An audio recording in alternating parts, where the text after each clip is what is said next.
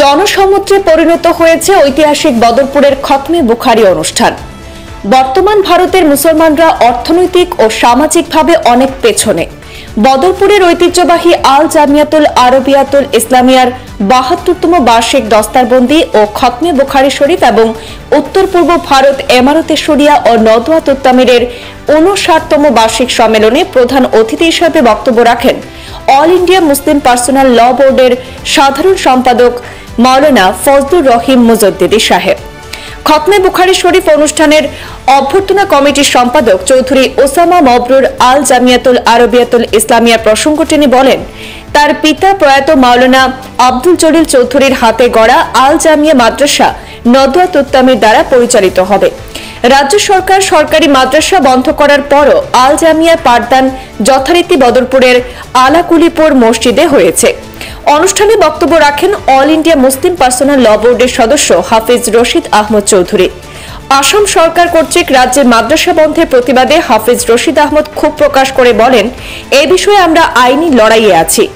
আগামী ৩০ জানুয়ারি আদালতে শুনানি আছে। তিনি বলেন, আইনের উপর আস্থা আছে, আগামী ৩০ জানুয়ারি ন্যায় পাবেন বলে তিনি আশাবাদী। উত্তর করিমগঞ্জের বিধায়ক কমলাক্ষ দে পুরকায়স্থ বলেন, ইসলাম মানবতার শিক্ষা দেয়, ধর্ম মানুষকে প্রকৃত মানুষ হতে শেখায়। সদ্য কুমায়ুন বিশ্ববিদ্যালয় থেকে ডি.লিট উপাধি প্রাপ্ত শিক্ষাবিদ অধ্যাপক ডক্টর কে.এম. বাহারুল ইসলাম তার বক্তব্যে বলেন, স্বাধীনতা আন্দোলনে মুসলমানদের অবদান অপরিসীম। স্বাধীনতার সময় লক্ষ লক্ষ উলামায়ে কেরাম প্রাণ বিসর্জন দিয়েছেন। বর্তমানে ভারতে মুসলমানরা হুমকির মুখে। দৈনিক নববার্তা প্রসঙ্গ পত্রিকার সম্পাদক হবিবুর রহমান চৌধুরী বলেন, বর্তমান যুব সমাজ ড্রাগস, মদ এবং নেশা নিয়ে ব্যস্ত। তাই সকলকে সমাজকে নেশামুক্ত করতে আহ্বান জানান। করিমগঞ্জ জেলা সংখ্যালঘু উন্নয়ন বিভাগের চেয়ারম্যান ইকবাল হোসেন মুসলমানদের উচ্চ শিক্ষায় শিক্ষিত হতে আহ্বান জানান। উল্লেখ্য, এমারতে শরিয়া ও নদওয়াত উত্তামিরের বার্ষিক সম্মেলনে মাওলানা ফজলুর রহিম মুজদ্দিদি সাহেবকে মাওলানা আব্দুল জলিল চৌধুরী অ্যাওয়ার্ড দিয়ে ভূষিত করা হয়। এই সম্মাননায় মানপত্র, উপহার সহ নগদ ২০,০০০ টাকা তুলে দেওয়া হয়। তিনি নগদ ২০,০০০ টাকা অর্থমূল্য গ্রহণ করে আল জামিয়া মাদ্রাসার জন্য দান করেন। আব্দুল জলিল চৌধুরী অ্যাওয়ার্ড পেয়ে তিনি মত ব্যক্ত করে বলেন, এই সম্মাননা তার অন্তরে স্থান করে নিয়েছে। আগামীতে প্রয়াত মাওলানা আব্দুল জলিল চৌধুরী প্রতিষ্ঠানের সার্বিক উন্নতি কামনা করেন তিনি। আমাদের একদিন সময় দিয়েছেন, আমি যে রাধা মিনিটে শুনলাম ইনো বাড়িটা ক্রিয়া কিছু মন সিংহ কিছু লুয়া আইছি না, যেগুলো কিছু বইতাম এখানে নির্দেশ করা হয়েছে দুই এক কথা হওয়ার লাগিয়া ইনো দোয়া নিবার লাগিয়ে আইছি। তবে বদরপুর আইলে বদরপুরের সতর্কতা এগিয়ে দিতে যায়, কারণ যখন ছোট আসতাম আমি একদিন বাড়িতে গিয়ে আইছি মফুজে বুঝাইয়া আর ভালোই আমার আগে আমি লইয়া পড়া পর্যন্ত দৌড়িয়ে দিচ্ছিলাম। আমার আইতো চিন্তা লাগিছিল বয়স বলে বয়স মারা বয়স করে যায় নিয়ে সড়ক পর্যন্ত নিয়ে দিচ্ছিলাম। আওয়াজ হয়ে গেছে ইনশাল্লাহ। আর আপনারা ওটাও মেসেজ দিতাম চাইয়া যে এই দেশে যদি আগে বাড়িতে চাই একমাত্র বাচ্চাই পড়াই, আর এই দেশের যদি পুরুষের মালিক হইতে চাই সে বাচ্চাই পড়াই। আর না গরিবের গরিবী কোনোদিন দূর হইত না। যদি এই ৫ বছর যদি ইসলাম ধর্মাবলম্বী মানুষের যদি কোনো শান্তি করতে চাও, যে ৬০ বছরের জীবনের কেসেটে তৈরি করে লিখতে চাও, তো একমাত্র ৩বার ২ টাকা ২বার খাও বা ৩ জনের মানুষ নিয়ে যাও। ওটাও আমি মেসেজ দিয়ে আমার বক্তব্য শেষ করলাম। আসসালামু আলাইকুম। আপনি যদি ভাত খান, আপনার লাগানো ভাত খাচ্ছে কি খাচ্ছে না সেটা আপনার খেয়াল রাখতে হবে। তাই বলছি ইসলাম মানবতার শিক্ষা দেয়। তাই আমাদের জন্মিলে মরতে হবে, আমরা সবাই মৃত্যু হবে। আমাদের যেহেতু জন্ম হয়েছে, আমি আল্লাহ ভগবানের কাছে প্রার্থনা করি সবাই বেশি দিন বাঁচুক, কিন্তু আমাদের মরতে হবে।